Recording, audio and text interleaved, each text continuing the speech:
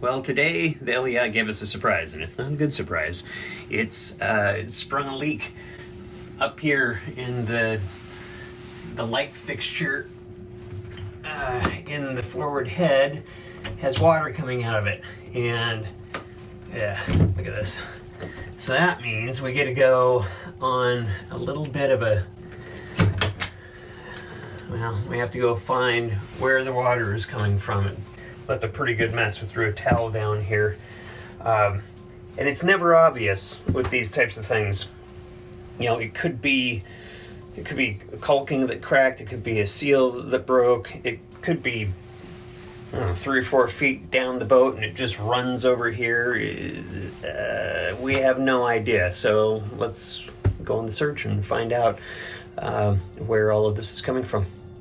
We're somewhat lucky because this area above the bathroom, we can actually access it. So I'm gonna back up, we'll come around this side. So I'll show you what I'm talking about. If you come around here, we're lucky enough that there is an access panel that's just around the corner. This is to get to a windshield wiper motor. It's about the only place you can access it. So we're gonna go in here and see where the water is coming from, and if we're lucky, we have a fighting chance that it's not running down, you know, a windowsill or from the bridge or some other crazy thing. But if I was a betting Tibetan, I would say, yeah, that windshield wiper motor does line up pretty well.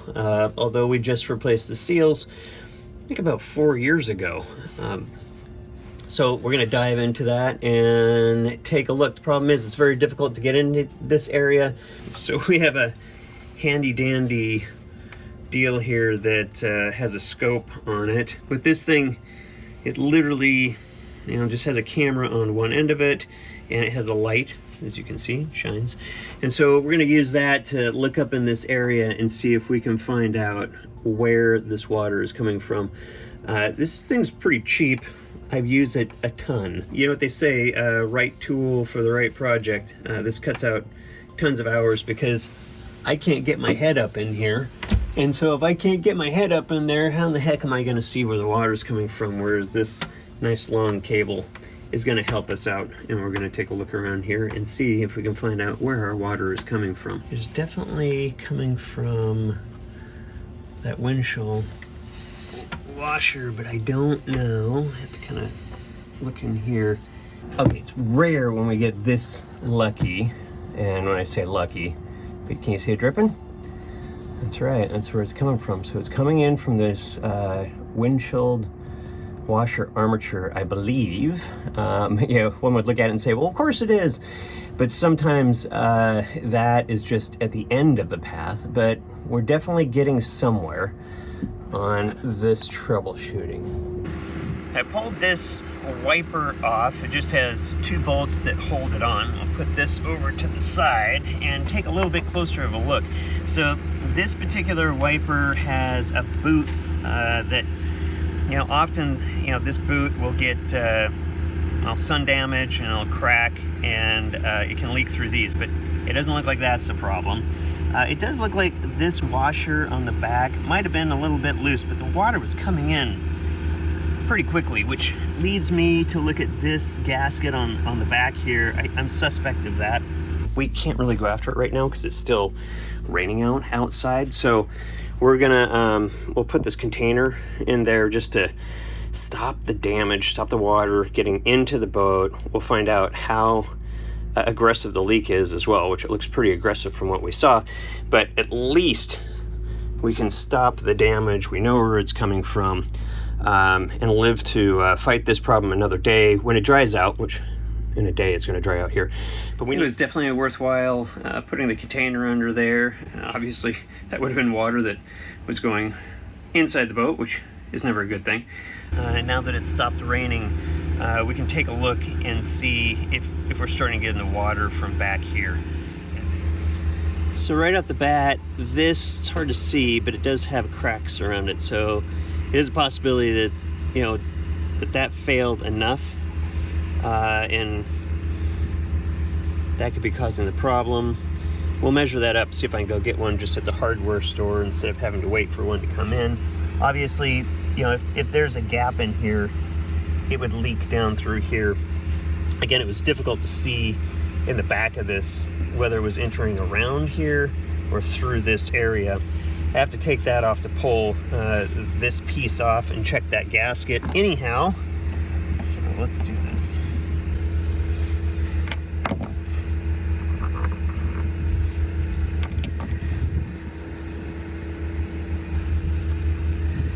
So looking at the back of this, I see right here, it looks like some crud is there. The only way crud gets in there is water's getting behind it. So it looks like this probably wasn't tightened down enough. So we're gonna clean this up and then put this back on. That should hopefully solve this problem, but I think that's our smoking gun on this one.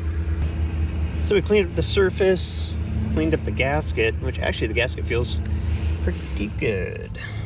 Yeah, and that bolt looks suspect too. Got a little bit of rust right on the end of that thing, which kind of lead me to believe that it had water running past it. I'm gonna dry this out. I will put it underneath that, and we'll do that for the night. It looks like it's dry. Caroline took a look at it while I was hosing it down, but what the heck, since we have the access point open, we'll just leave this underneath it and see if we have any more leakage, and if we don't, put everything back together and we're done.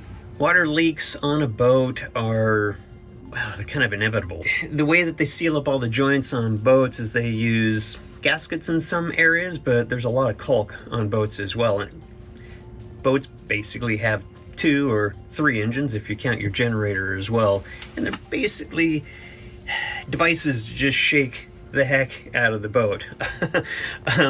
Yeah, and if everything's balanced, it's not that bad, but there is just this constant shaking in a boat. And obviously as you go over waves and the boat twists, and so these gaskets, screws, and caulk joints, they fail over time.